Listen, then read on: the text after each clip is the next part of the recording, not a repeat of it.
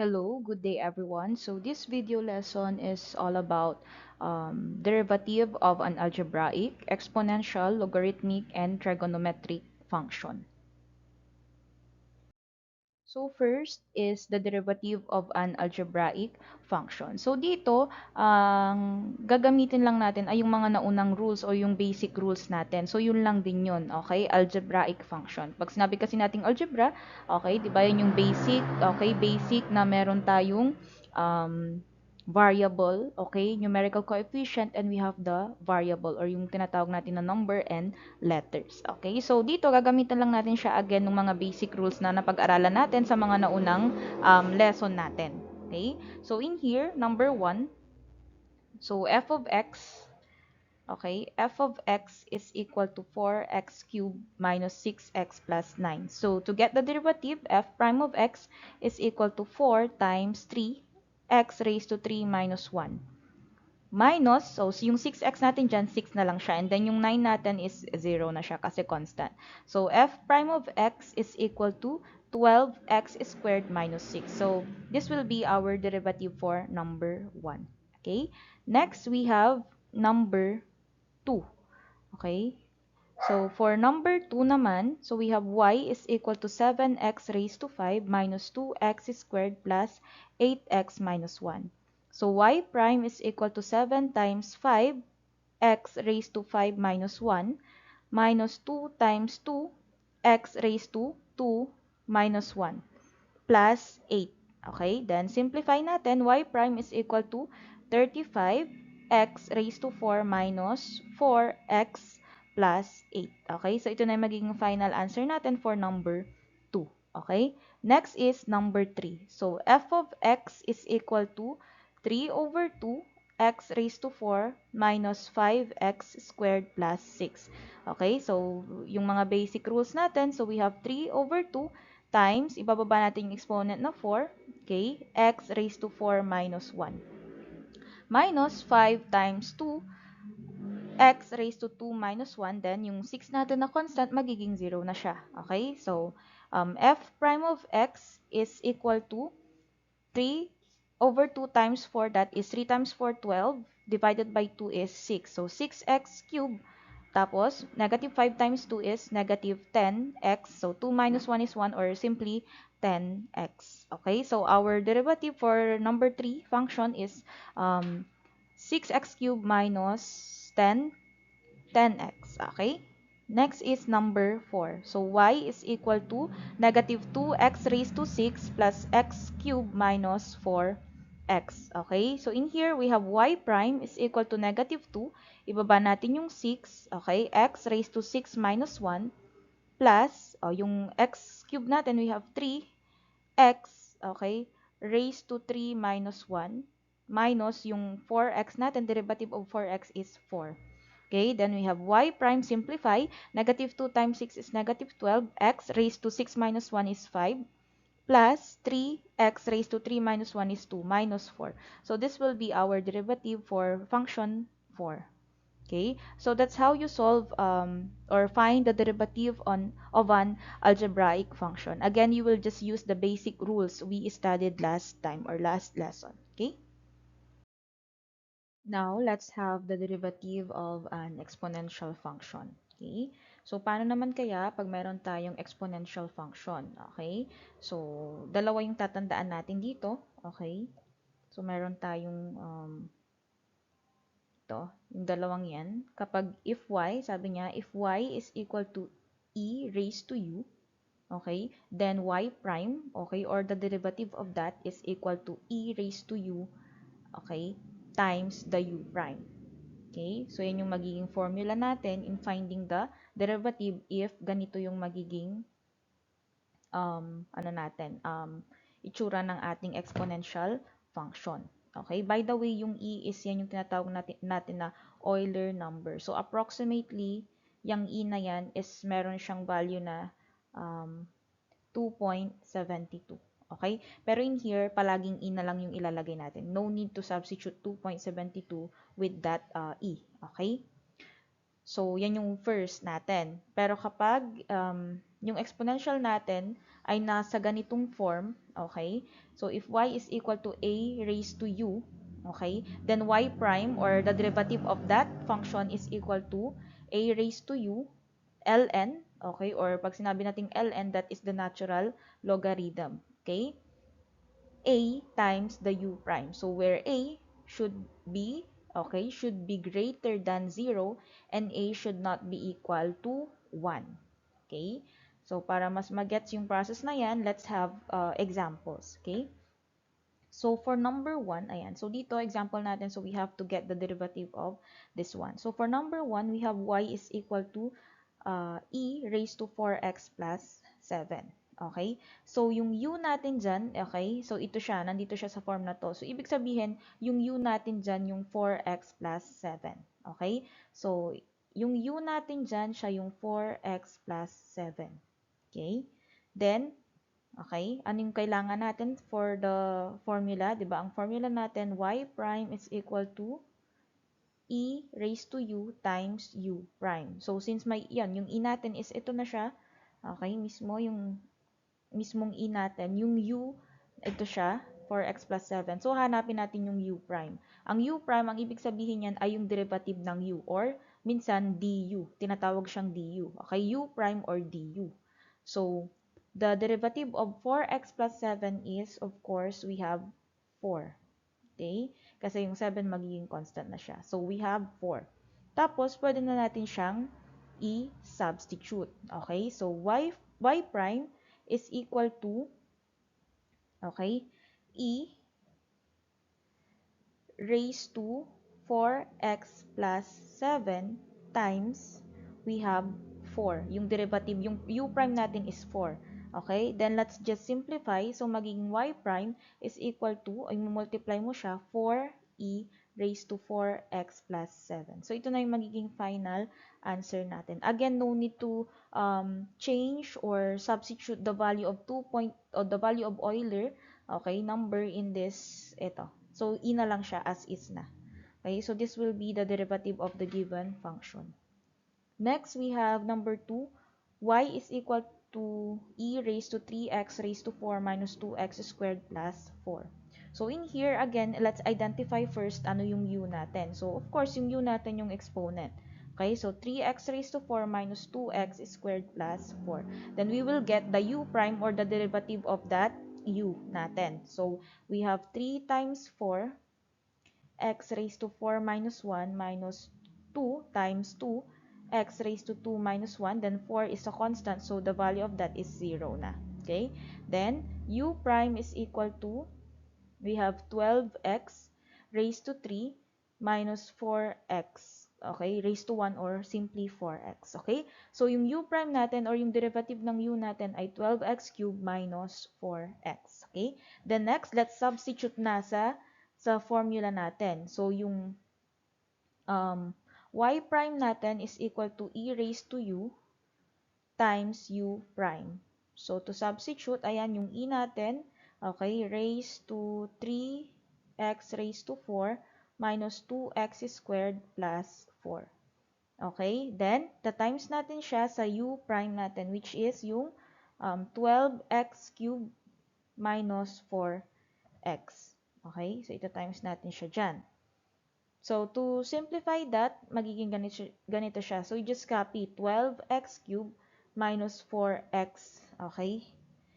Tapos, lagyan siya ng parenthesis, e, tapos raised to 3x to the fourth minus 2x squared plus 4. So, ito na yung magiging final answer natin. Hindi mo kasi mamumultiply yung ating e dyan sa mismong nakuha natin dun sa derivative ng ating u. Okay? So, ito na yung mismo yung final answer natin. Okay, next we have number 3, y is equal to 10 raised to 5x. Okay, so in here, ito naman, nasa form siya nito. So, ang gagamitin nating formula ay this one. Okay, so again, we need our u. Okay, so yung u natin dito is still yung ating exponent. So, yung u natin ay 5x at saka we also need to get the u prime or the derivative of that u. So, ang derivative ng 5x ay 5.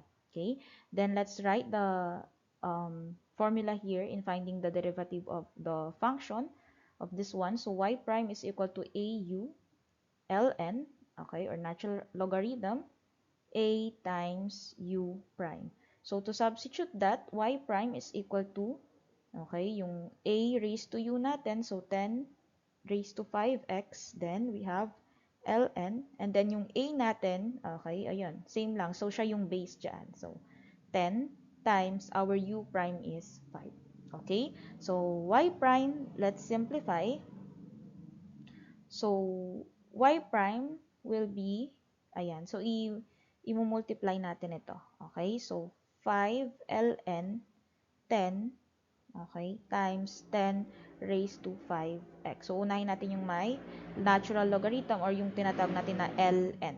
Okay, so ito na yung magiging final answer natin. Okay, so huwag kayong malilito kasi sometimes pinagta-times or pinagmumultiply nila yung nandito tsaka itong number dito. So, hindi siya magiging parang numerical coefficient ng ln natin yung 5 dito. Kasi ito yung base niya. Okay, ito yung nandito. Kasama talaga siya nung ln, yung 10 natin.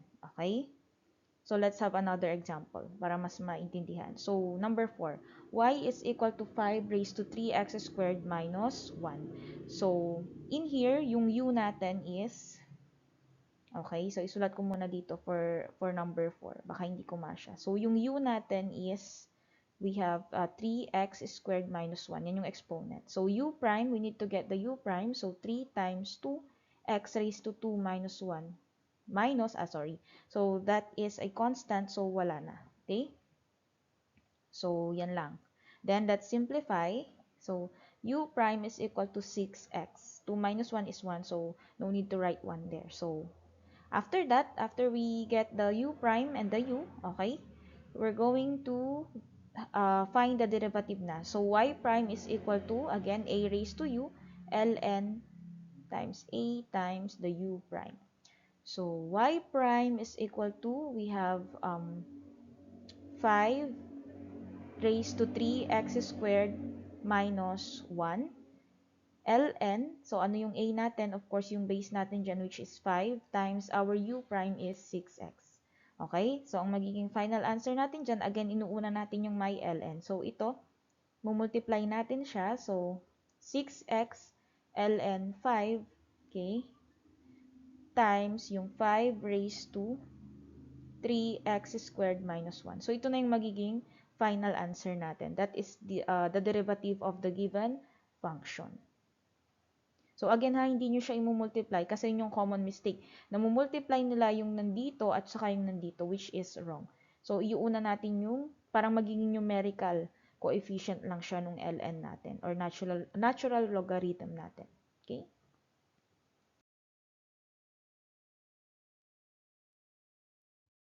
Okay. Next is this one, derivative of a logarithmic function. So, dito, ito lang yung rule na tatandaan natin.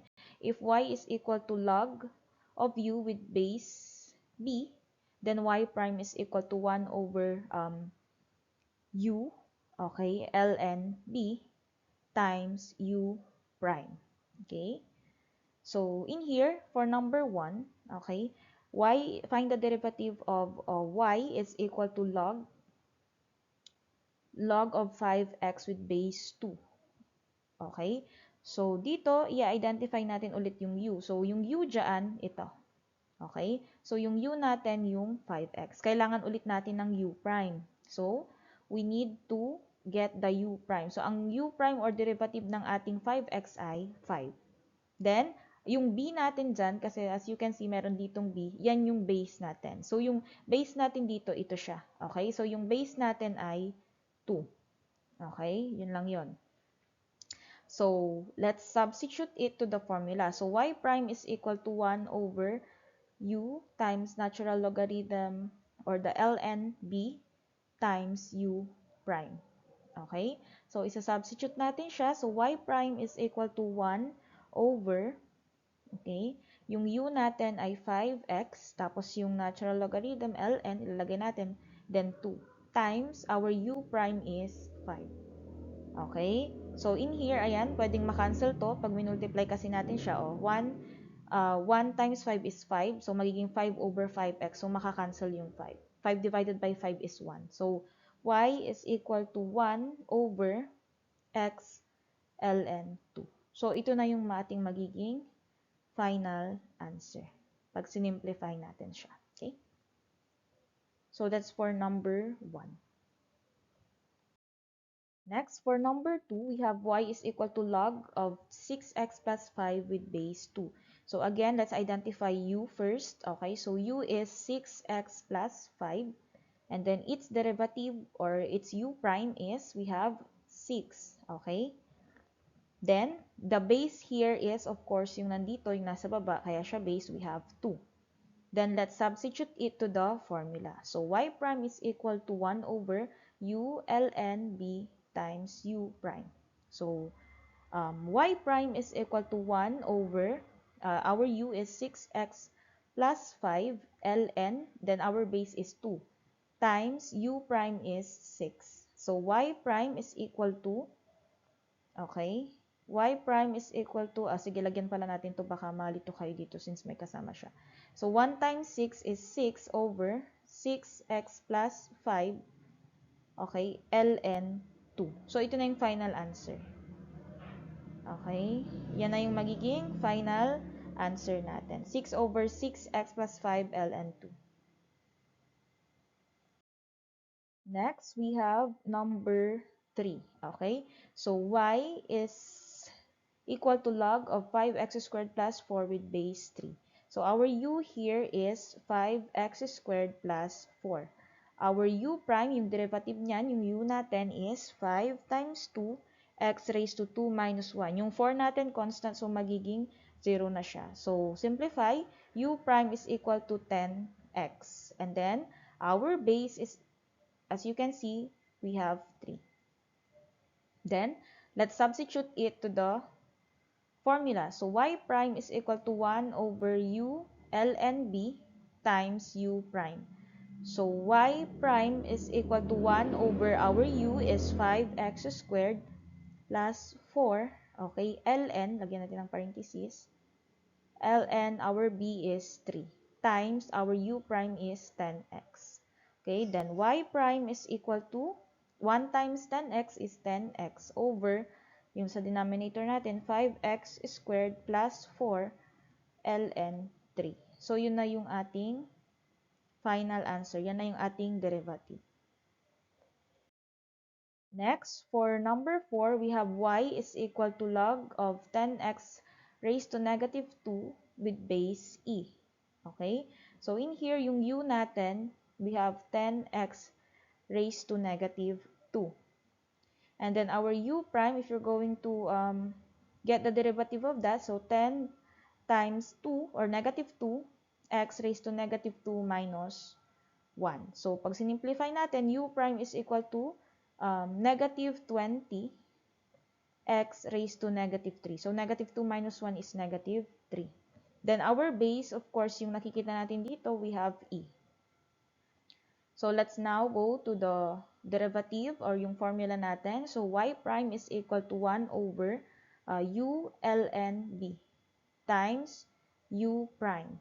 So, i-substitute lang natin. So, 1 over our u is 10x raised to negative 2 ln e times our u prime is negative 20x raised to negative 3. Okay? So, in here, ayan, magiging answer natin, okay, so y prime is equal to, dito pala, so may makakancel tayo, may masisimplify tayo, since ito, 10 tsaka 20 may common factor sila, which is 10. So, divided by 10, magiging ito, negative 2, ito magiging 1. Okay? Tapos, yung exponent natin, since yan, ano ang GCF nila, so we have yung negative 3, at saka yung negative 2. Ito, cancel na natin to, ito may matitirang negative 1. Tapos, simplify natin siya. So, magiging negative 2x, okay? Negative 2x times 1 is negative 2x raised to negative 1 over the ln e. Okay? So, alam natin na yung ln e or natural logarithm of e is equal to 1. So ito, magiging 1 na siya. So you will have negative 2x raised to negative 1. Pag sinimplify natin, since may negative exponent siya, magiging final answer natin, ibababa natin siya. So negative 2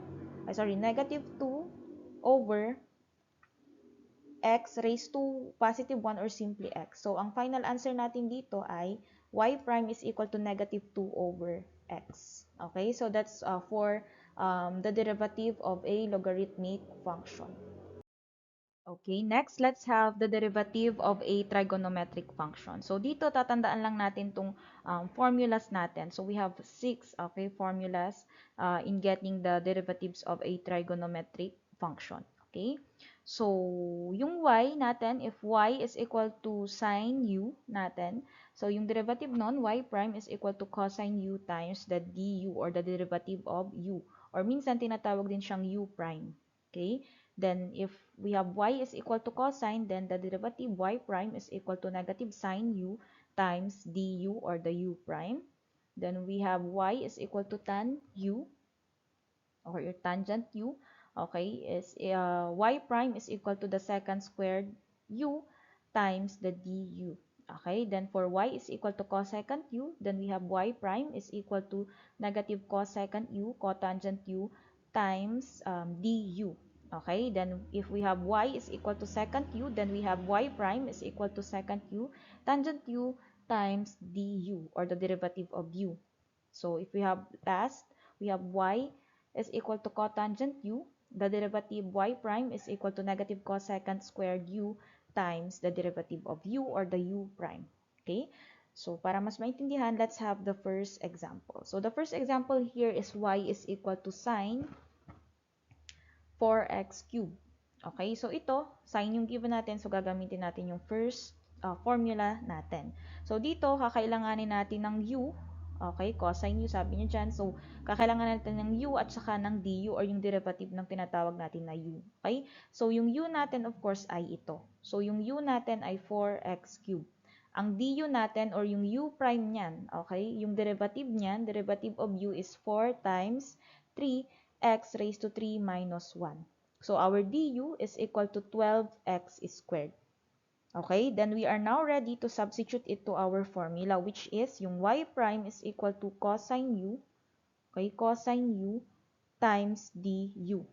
So, y prime is equal to cosine 4x cubed, okay, 4x cubed times, we have 12x squared. Okay?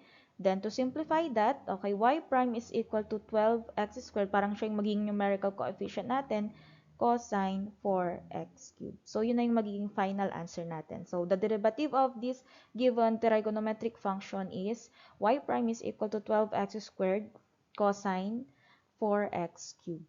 Okay? Next, we have number 2. So, y is equal to cosine 2x plus 3. So, ito naman yung gagamitan natin. So, so we need to get first, para hindi kayo malito, step by step, we need to get the u and then the du. So, yung u natin again ay ito. Okay? So, 2x plus 3. So, ang derivative niyan, so we have 2. Okay? Yung constants natin na 3 magiging 0. Then, substitute natin siya sa given formula. So, y prime is equal to negative sine u times du. So, y prime is equal to negative sine. Okay? Yung u natin ay 2x plus 3 times our du is 2. Okay? Tapos, simplify na natin. So, ito, again, sabi ko nga sa inyo yung 2, imumultiply nyo lang siya dito. So, magiging negative 2. Parang magiging numerical coefficient niya siya nung sign natin. So, magiging negative 2 sine, okay, 2x plus 3. Okay? So, ito na yung magiging final answer natin. Okay? For number 2. Okay, next example, we have y is equal to tangent. Okay, so tangent sine x. Okay, so in here, let's identify again, u is equal to, yung u natin dyan ay yung sine x. Okay, ito siya. Then our u prime would be cosine x. Okay, so ang derivative ng sine x, tatandaan ninyo ay cosine x. Okay, so let's substitute na sa given formula natin. So y prime is equal to secant squared u times the derivative of u. Okay? Yung derivative of u, yan yung u prime natin. Okay? So, para same na lang. Du na lang yung isulat ko dito. So, du. Okay? So, y prime is equal to secant squared. Our u is sine x times we have the cosine x. Okay? Times the cosine x. Okay, so to simplify that, okay, y prime is equal to, iuuna natin yung cosine x, okay, secant squared sine x. So, yan na yung magiging final answer natin. So, this is the derivative of the given function. Next, number 4, we have y is equal to cosecant 3x squared minus 2. So, again, yung u natin dyan, yung 3x squared minus 2. Yung du natin ay yung derivative ng 3x squared minus 2, which is 3 times 2x raised to 2 minus 1. So, constant negative 2 is 0 na. So, we have du is equal to 6x. Okay? So, let's substitute. So, since cosecant yan, ito yung gagamitin natin. So, y prime is equal to we have negative cosecant u cotangent u times du. So, to substitute, y prime is equal to, okay, negative cosecant, our u is 3x squared minus 2. Then we have cotangent, yung u ulit, 3x squared minus 2 times our du, or the derivative of u is 6x. Okay? Then, simplify natin. So, yung 6x natin, i-multiply natin siya doon. So, magiging siya yung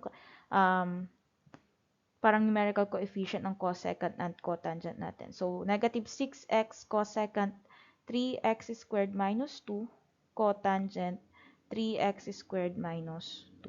So, this will be our final answer now for the derivative of the given function. Okay? Next, last we have y is equal to 5 secant 2x raised to 4. So, our u here, let's identify. U here is 2x raised to 4. Okay? And then the derivative of that is 2 times 4x raised to 4 minus 1. So, our du is equal to 8x cubed. Then, since we have secant there, ito yung gagamitin natin. So, y prime is equal to secant u, okay, tangent u times du. So, our y prime is equal to, we have 5, as is natin yan kasi given siya 5 secant, yung u natin ay 2x raised to 4. Okay, then we have the tangent u, which is tangent 2x raised to 4 times our derivative of u is 8x cubed. So, sinasubstitute lang natin siya. And then, simplify natin, y prime would be 8x cubed times 5 dyan. So, magiging 40x cubed secant 2x raised to 4 tangent 2x raised to 4. So, yan ay magiging final answer natin. So, that will be the derivative of the given function. Okay? So, that's how you derive a trigonometric function. So, you just really have to remember these formulas. Okay? So, kailangan lang tandaan lagi yung mga formulas even dun sa mga nauna. May kanya-kanya silang formulas and rules on how to derive it kapag ganito yung mga given natin. Okay? So, that's it for this video lesson. I hope naintindihan. Okay, so thank you. Thank you for watching.